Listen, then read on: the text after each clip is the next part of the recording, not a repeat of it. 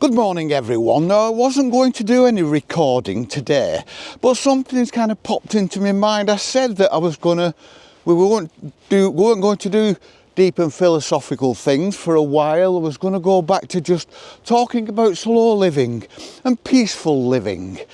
But something's popped into my mind and I don't know what started it, but I thought that's something I'd like to just spend a few minutes chatting about.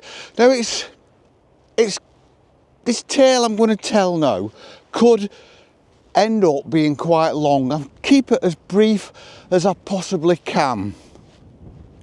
Years ago, when I was 9, we moved house. We moved into a new house, a new build on a new estate, and I met two people who would be my friends for the rest of my life, or for the rest of their lives, I should say.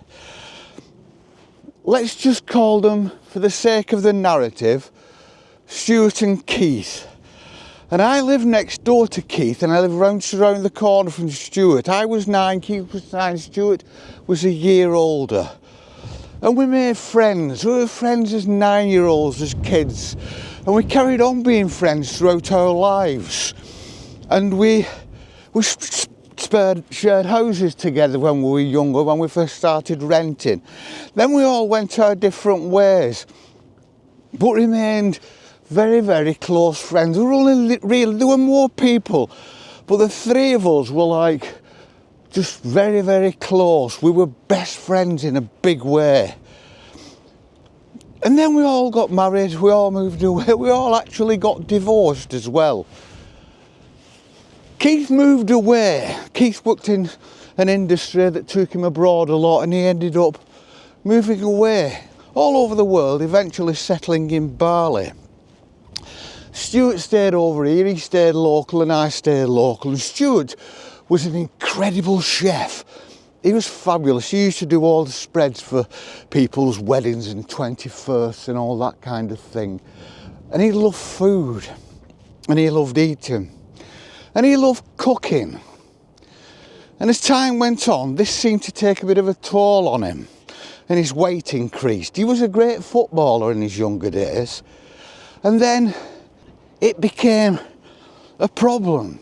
But I think it became a problem for everyone but Stuart. We all saw what it was doing to his body, and he got bigger and bigger, and he was less healthy all the time.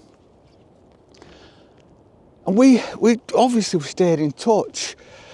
And because he was a close friend of mine, I felt that I had the ability to say things, and I did criticise him.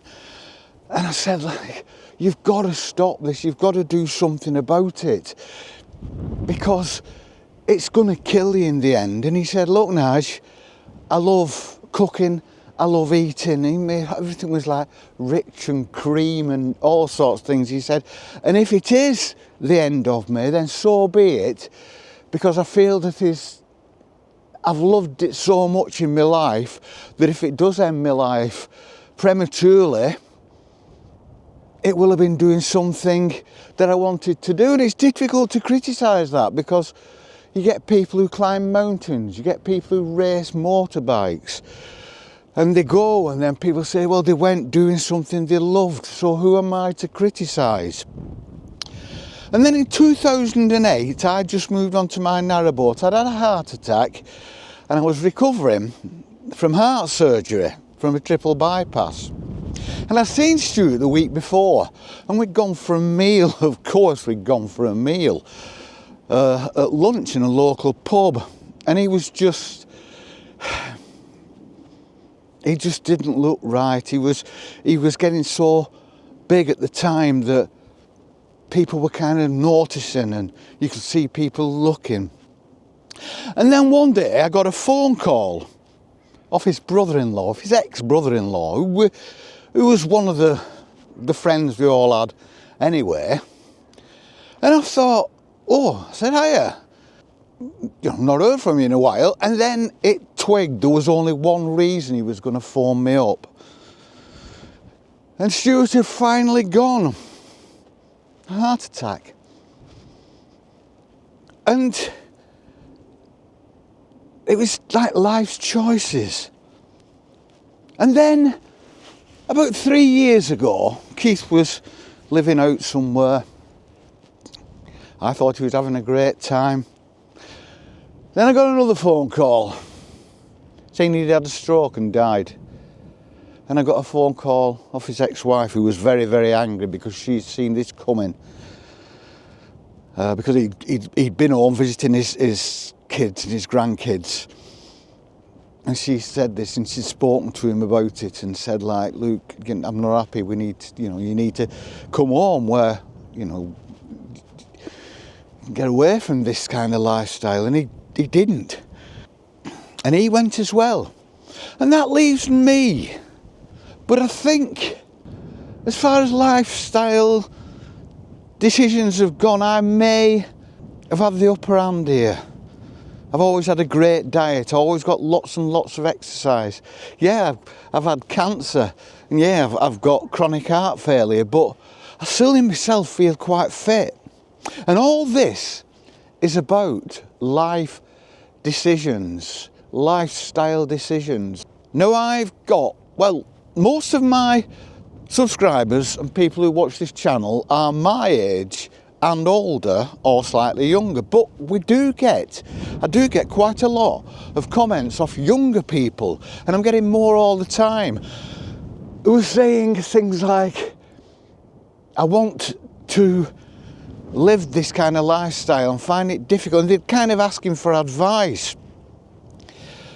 And it makes me aware that younger people, and they're quite long, they can go into a lot of detail, younger people are now seem to be aware. I think we lived I didn't live any kind of mad hedonistic lifestyle, but we were carefree.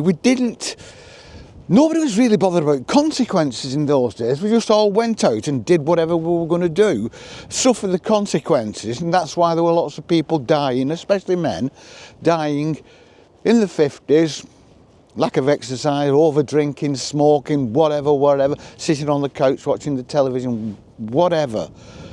And I think people are more aware of this now. And all I want to talk about here is just this tale, another salutary lesson that we all start off as kids, don't we? We were 9 years old, we met, we were invincible, we were going to go on forever. And as time goes on, you make small lifetime style changes, don't you? And decisions. And then as the years go on, and the longer they go on, and the more decades they go on, they all compound themselves, don't they? They build and they grow. One decision and another decision and another decision, slight decisions. And in the end, by the time you get to my age or a bit younger, they have impacted so much that they do have a real influence on how long you live, what kind of a life you live, how healthy you are, your mindset, your relationships with your wives, your ex-wives, your kids, the people around you, and it all affects that. And then you come to a point where if you're one of the unlucky ones, it has massive impact on your life, possibly ending it prematurely. So this is just about the lifestyle decisions we make through life. And I've spoken about, I started living a less stressful, less consumerist life many years ago. Just out of circumstances. I didn't try to, I just fell into it because of the kind of lifestyle I was leading, the kind of interaction with the countryside, working in the countryside, working outside, spending all my leisure time in the countryside. And it just kind of was an organic thing that happened to me there. I just fell into more simple, peaceful, stressless living. And I think it's equipped me mentally quite well. I don't get phased. I worry about things like everybody, but it's like big decisions, or big news, like when you get cancer. It didn't really, I couldn't be that bothered about it. It was just like something I was going to have to get on with and get through. And it's all these little decisions we make throughout our life. And I think people need to think about that, or at least understand it, that we are invincible. But each little decision that you think, well, it's only a little thing, I'm not bothered, you know, oh, I think I drink too much, but it's all right, I can cope with it. I know people who drank, I know people who's died because of the amount of drinking they did. I like a drink, because of my cancer, I don't have as much as I did, but I was one of those lucky people that if I drank and then at any point during the time I was thinking, I think I might be drinking a little bit too much here, I could just stop it, and I did. So it was never a problem. And then I just got to the point where I was getting a routine, yeah? I'll have a bottle of wine, a couple of bottles of wine a week, and that's about it. But you make these little lifestyle decisions, don't you? Oh, it'll be all right, I'll just do this. Oh, I know I should look at my diet, I really need to, but I'm all right, I've got plenty of time, I'm young, my body's strong, I can cope with it. A few pints too many, that's all right. And it is all right, by God, it is all right. I'm not saying to anybody, don't do these things, I'm just saying, be aware of doing these things, not even be aware of the implications, because there may be no implications. But just be aware of what you're doing in your life. I think we drift through life sometimes, just going through the motions, not really being aware, going out. When we're younger, we go out all weekend, getting absolutely leathered and eating too much and drinking too much. And I think that young people nowadays are a lot more aware. Drinking amongst younger people has dropped drastically. People just aren't drinking anymore. I think people are more aware of their health. But as you get older, you will find that all those little decisions you've made, they start compounding. You can't just, because every little lifestyle choice that isn't really that good for you, every time you make one of those, you don't lose another one or put another one or file another one away, you just put it on top of that one. And it compounds and it compounds and it compounds. And I think the thing is to combat that with positive. Be aware that you need to have a positive side to your life. Get out and do a bit more exercise. If you're eating a couple of cakes too many, get out and walk 10,000 steps more. If you think you're drinking too much, if you think you're drinking too much, then you are drinking too much. And try to cut it out, try to cut it down a bit.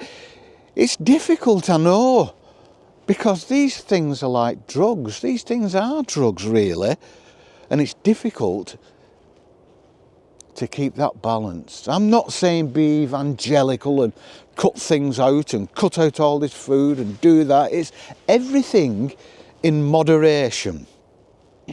Have a drink, have a treat, eat something, but just be aware, because my two friends, I remember when they were young and they were healthy and they were full of vim and vigour, and as went through life, they added things on. One was primarily food and the other was primarily drink.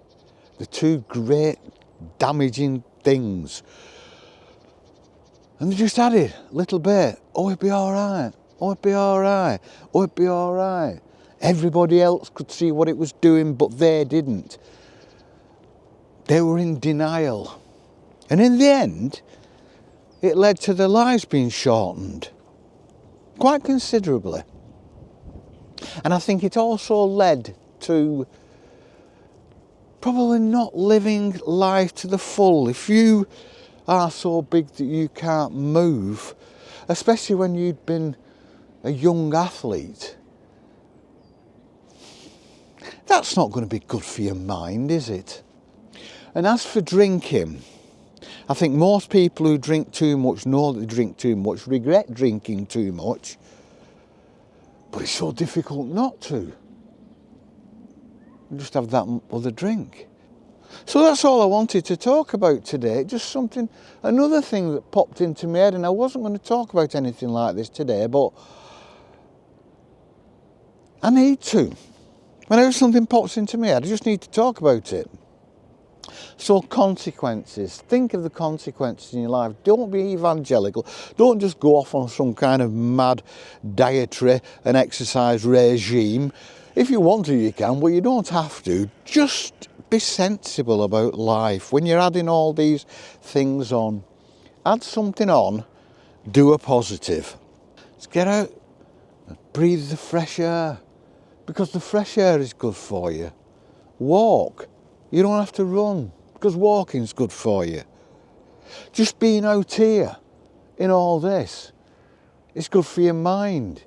It's helped me get through illness with a positive mindset. And I've said before that if you face illness with a positive mindset, I think it helps your body heal. It's a positive. So that's all I wanted to say this morning, and from now on, ladies and gentlefolk, I think we're just going to get back to feel-good talks, slow living, peaceful living, enjoying the countryside, enjoying your dog. Molly's mooching about, she's sniffing up a tree now. She's having a good time. I can hear birdsong. I shall see you all on the flip. Peace and love.